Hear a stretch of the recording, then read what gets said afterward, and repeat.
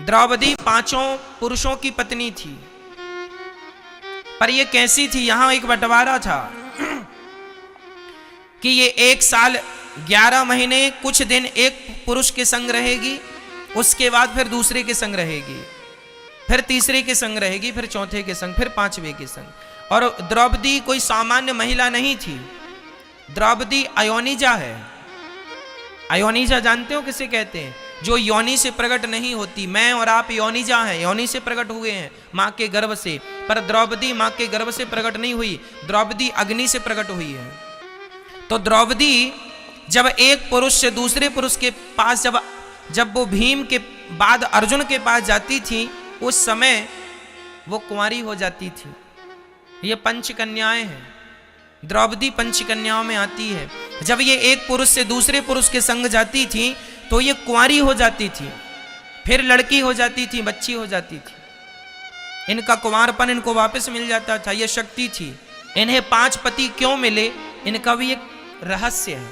शंकर जी का इन्होंने जप किया था माता द्रौपदी ने पिछले जन्म में, तो शंकर जी से इन्होंने कहा था कि हमें ऐसा पति मिले जो बड़ा धनुर्धर हो, ऐसा पति मिले जो बड़ा सुंदर हो, ऐसा पति मिले जो बड़ा बलवान हो, ऐसा पति मिले जो ये हो, और ऐसा पति मिले जो वो हो। शंकर जी ने कहा ये सारे गुण एक आदमी में तो नहीं है, पर ये 5 लोगों में रहेंगे, तो एक काम करो तुम्हें 5 पति मिलेंगे। शंकर जी ने वरदान दिया।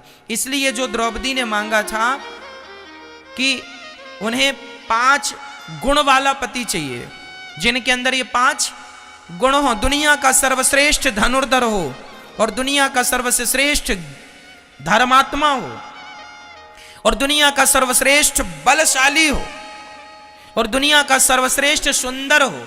सुंदर इसलिए धर्मराज युधिष्ठिर धर्मात्मा थे, भीम भैया बलशाली थे, अर्जुन गांडीवधारी थे, नकुल बहुत सुंदर थे, नकुल और सहदेव अत्यधिक सुंदर थे। ऐसे 5 चीजें द्रौपदी मां ने मांगी, तो शंकर जी ने कहा ये 5 एक आदमी में तो नहीं होगा, पर तुम्हें 5 पति मिलेंगे। तो इसके कारण उन्हें 5 पति की प्राप्ति हुई, युधिष्ठिर, भीम, अर्जुन, नकुल और सहदेव। बहन का सवाल है कि इस्लाम में अगर बीवी में कुछ खामियां हैं तो मर्द दूसरी शादी कर सकता है, लेकिन जब मर्द में खामियां हैं तो औरत बीवी दूसरी शादी क्यों नहीं कर सकती?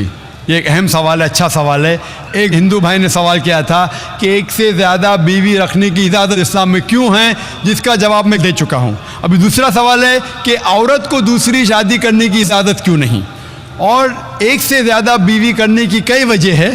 जैसे औरत की तादाद इस दुनिया में मर्द से ज़्यादा है, तो औरत की हिफाजत करने के लिए कुछ मर्द को 1 से ज़्यादा बीवी करने की इजाज़त देना पड़ेगा, फिर ही औरत महफूज रह सकती। और कई वजह है, और वजह है कि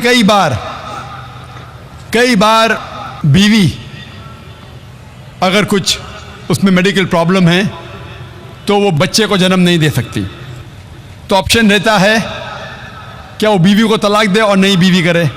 लेकिन इस्लाम में उस बीवी को भी देखे और नई बीवी कर सकते हैं, और दोनों बीवी की देखभाल कर सकता है वो इस्लाम में मर्द।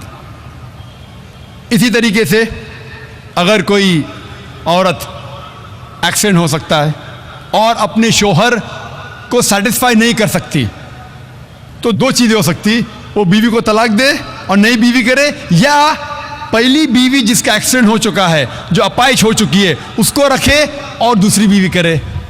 अगर मेरी बहन अपाहिज हो जाती है तो मैं पसंद करूंगा कि उसका शौहर उसे रखे और दूसरी शादी करे, बनिस्बत उसको तलाक दे। तो कई वजह है इस्लाम में कि 1 से ज़्यादा बीवी रखने की इजाज़त इस्लाम में क्यों है, उल्टा क्यों नहीं इजाज़त है, औरत क्यों नहीं 1 से ज़्यादा मर्द रख सकती।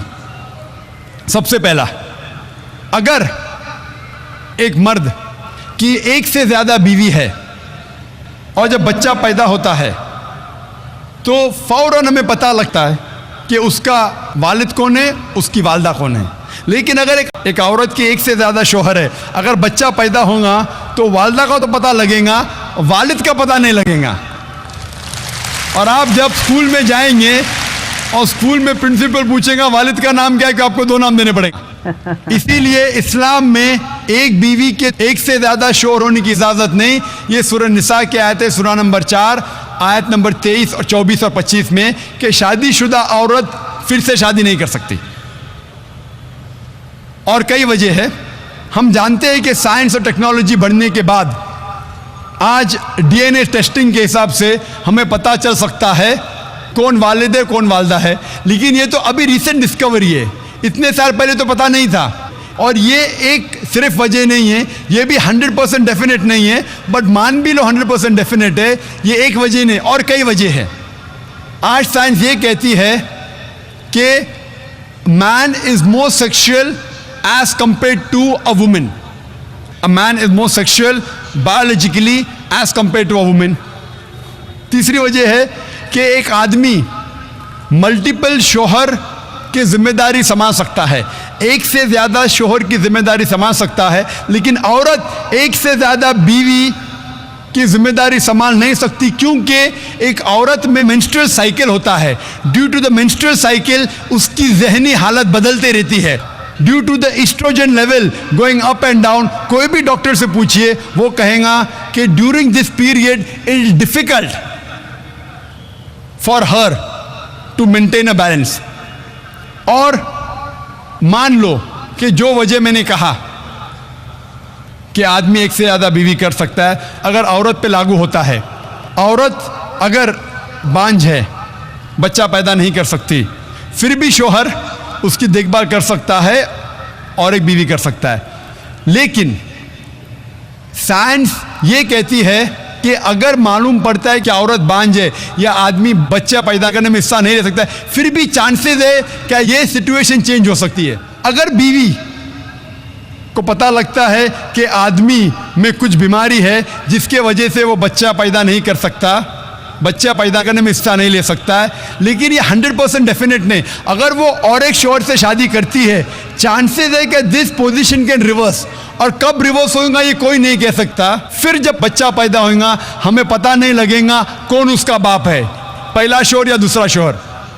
उसके बावजूद अगर शोहर अपाहिज हो जाता है और बीवी चाहती है कि मैं दूसरा शोहर करूं, वो बेशक शोहर से खुला ले सकती है, और जब खुला लेती है वो नई शादी कर सकती है। लेकिन आदमी जब औरत को तलाक देता है, तलाकशुदा को नया शोहर मिलना मुश्किल है। तलाकशुदा औरत जो बीमार है उसको नया शोहर मिलना मुश्किल है, लेकिन आदमी जब बीवी खुला लेंगी और नया शोहर करेंगी उसको भी सपोर्ट मिलेगा और वो आदमी को भी सपोर्ट मिल सकता है। इसीलिए इस्लाम में, कुरान में लिखा है कि बीवी एक से ज़्यादा शोहर नहीं रख सकती, लेकिन आदमी एक से ज़्यादा बीवी